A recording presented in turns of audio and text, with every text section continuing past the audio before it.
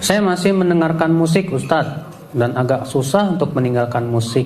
Mohon penjelasannya kenapa sih musik itu haram? Bukankah banyak dai-dai syiar menggunakan musik dan lagu Ustadz? Tentunya Ibu, dalil kita bukan dai, dalil kita Al-Quran dan hadis. Adapun dalam hadis, telah banyak hadis menunjukkan akan haramnya musik. Yang pertama, Rasulullah SAW bersabda riwayat Bukhari dan sahihnya, la yastahillanna aqwamun min ummati al-hira wal harira wal khamra wal ma'azif. Sungguh benar-benar akan ada dari umatku yang akan menganggap halal arak, zina, sutra, dan alat-alat musik. Lihat, Rasulullah mengatakan akan ada dari umatku menganggap halal ini semua.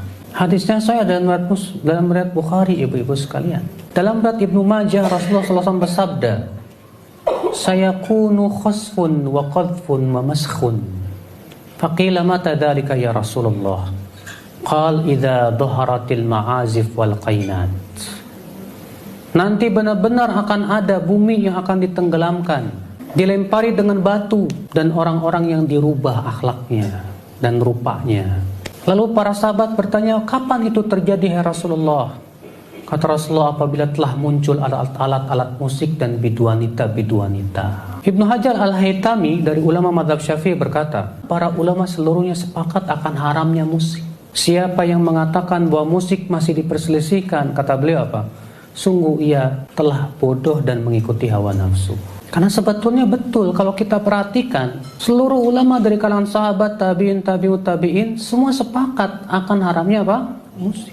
Yang menghalalkan itu hanya Ibnu Hazm, dan Ibnu Hazm ini muncul setelah terjadinya ijma'. Sehingga pendapat Ibnu Hazm ini bertabrakan dengan ijma', dan setiap pendapat yang bertabrakan dengan ijma' itu tertolak, ibu-ibu sekalian. Makanya kita jangan melihat siapa yang mengamalkan, tapi lihat dalilnya yang berasal dari Allah dan Rasulnya. Memang Bu ya, kalau ibu terbiasa musik-musik, pas ngedengar musik haram, ibu merasa heran, sepi amat dunia tanpa musik. Tapi kalau kita terbiasa baca Quran, menikmati Al-Quran, lewat tuh musik Bu. Kita akan lebih menikmati Al-Quran daripada mendengarkan apa? Musik.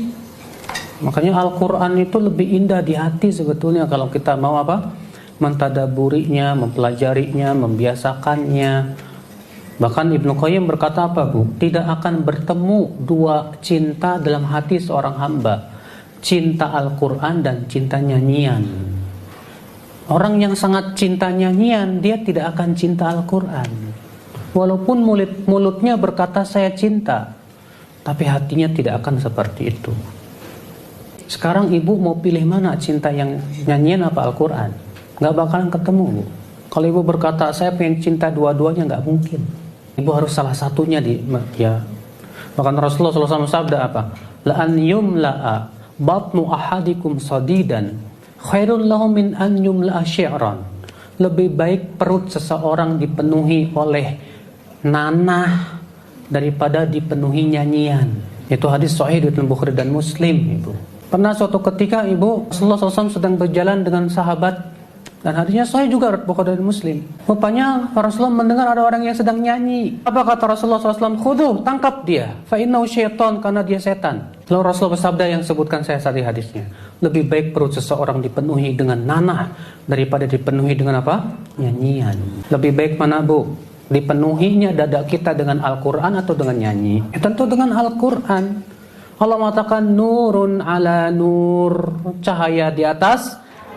Kata para ulama artinya cahaya iman ketika dimasukkan Al-Quran, hati yang beriman kepada Allah, ketika ia dimasukkan padanya Al-Quran, maka bertemulah dua cahaya, cahaya iman dan cahaya Al-Quran, maka bertambahlah cahaya di atas cahaya itu, ibu-ibu sekalian. Tapi coba kalau dada ibu ya penuhnya nyanyian, ya nggak ada manfaatnya juga. Maka dari itulah Ibu, kita berusahalah semaksimal mungkin untuk menjadi para pencinta Al-Quran.